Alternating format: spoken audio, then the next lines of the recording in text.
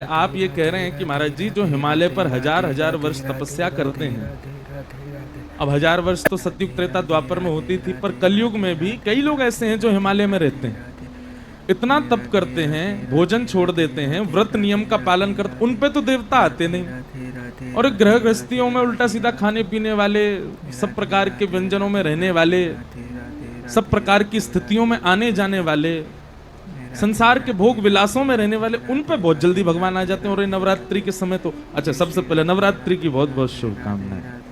आप समस्त वैष्णव जनों को मंगल पावन 9 दिवस के ये मंगल नवरात्रि का दिवस है, उसकी बहुत बहुत मंगल कामना। नवरात्रि में तो होता है जागरण आदि होते हैं, जगराता होते हैं, तो महाराज किसी में देवी आ गई, किसी में गण आ गए।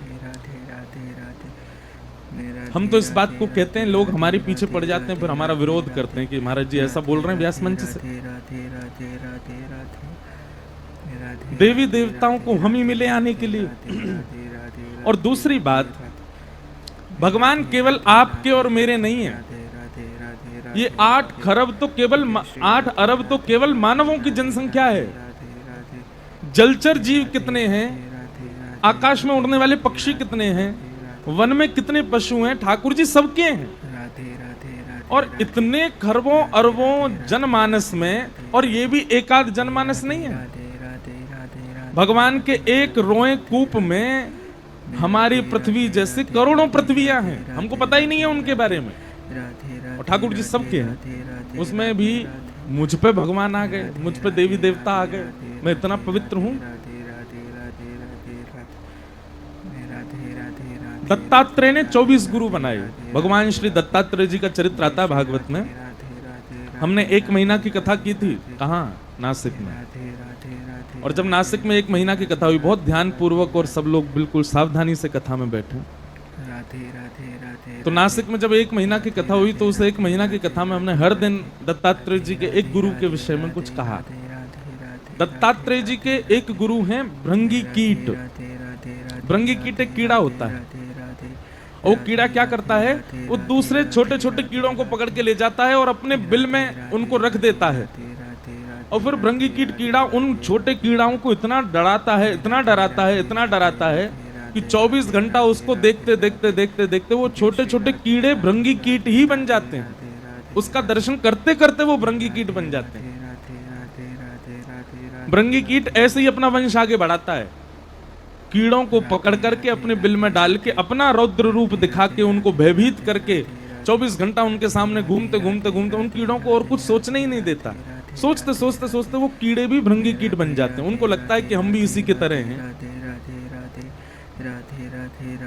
ऐसा ही हम आप सबके साथ कभी कभी होता है। हम जिसको बहुत चिंतन करते हैं या जिसको देखते रहते हैं, जिसके पास जाते हैं, जिसके पास बैठते हैं, कभी कभी साइकोलॉजिकली हमारा दिमाग जो है उसकी चीजें कैप्चर कर करके हमको उसके जैसा बनाता है। नवरात्रि में व्रत रखते हैं, 9 दिन 9 देवियों की पूजा करते हैं, फिर जगराता में जाते हैं, आदि आदि इन सब भावों में रहते हैं, तो हमारे माइंड को और कुछ सोचने को मिला ही नहीं। उसी चीज में रहते रहते रहते रहते रहते रहते फिर ऐसा भाव प्रकट कर देता है कि मुझ में ही देवी आ गई है, मुझ में ही देवता आ गए। और भैया आते भी होंगे ना, तो हमारी बहुत ध्यान से सुनिएगा बात, गण जरूर आ जाते होंगे, देवी देवता नहीं आते होंगे। हर देवी के करोड़ों करोड़ों गण रहते हैं साथ में, वो जरूर आ जाते होंगे कभी। और उनका आना कोई उसकी विशेषता ऐसी नहीं है। इसलिए इन विषयों में ज्यादा ना जाया जाए। फिर मुझसे किसी हिमाचल के व्यक्ति ने, उत्तराखंड के व्यक्ति ने कहा, आप हमारे यहाँ आकर के देखिए, हमारे यहाँ देवी आती हैं, हमारे यहाँ देवता आते हैं। पर वहां देवी देवता किसी मानव में नहीं आते हैं, वे देवी का स्वरूप धारण करके, हिमाचल में मैंने दर्शन किया है, वहां देवी का स्वरूप बना करके पालकी लेके जाते हैं। फिर वो पालकी में जो विराजमान स्वरूप है उसमें ऐसा आवेश आता है कि वो बिना किसी को उठाए ही घूमने लगती हैं, आदि आदि ऐसा होता है। तो ऐसे कुछ तत्व, कुछ भाव तो होते हैं, पर हम मानव इतने शुद्ध नहीं कि हमारे ऊपर देवी देवता आए। इसलिए इस बात में ज्यादा नहीं पड़ना चाहिए। फिर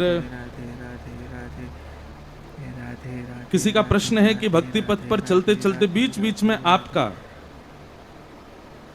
राधे राधे राधे राधे। रुचि या मोह कम हो रहा है विश्व के प्रति, अब पता नहीं यही लिखा है शायद। राधे राधे राधे। सांसारिक जगह में ध्यान भंग हो रहा है राधे तो उसको राधे कैसे राधे एकाग्रित करें। राधे राधे राधे।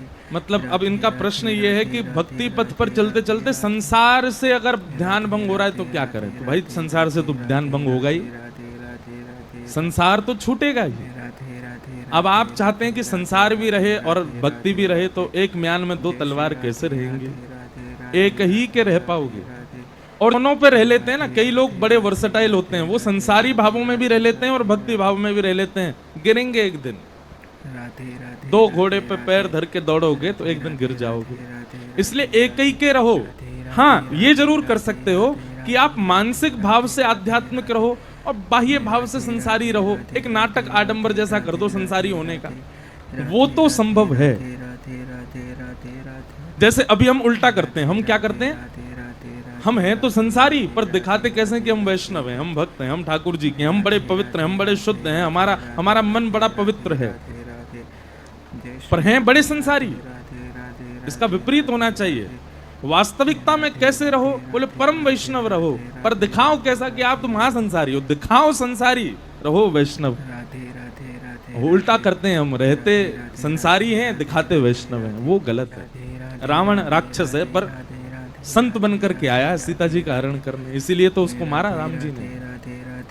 इसलिए संसार यदि छूट रहा है तो भैया ये तो होगा, आप दोनों नहीं संभाल सकते। बस हाँ ये है कि कर्तव्यों को पूर्ण करना है, वो तो आपको आध्यात्मिक स्थिति विवेक प्रदान करेगी, उसी से ही आपका संभव हो पाएगा। कर्तव्य निवृत्ति।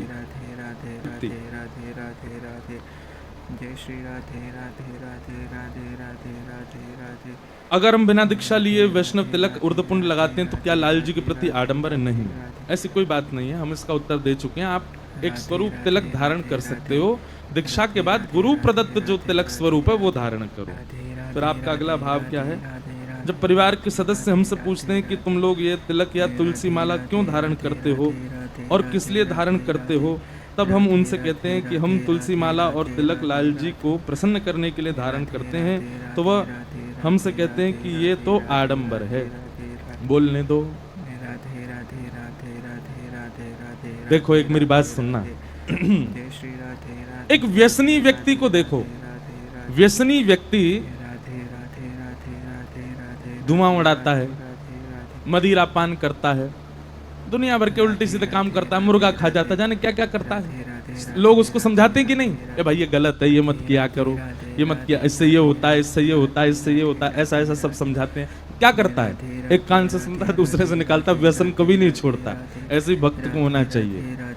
आपकी वैष्णव भक्ति पर कोई प्रश्न चिन्ह उठाए तो एक कान से चुनो, दूसरे से निकालो। ठीक है भैया नहीं करेंगे, लेकिन करो, उससे इतने चिंतित क्यों होते हो? देखो ये बात हम नहीं कह रहे हैं, स्वयं ध्रुव जी महाराज भागवत जी में कहते हैं कि भक्ति कैसी करो, बोले एक व्यसन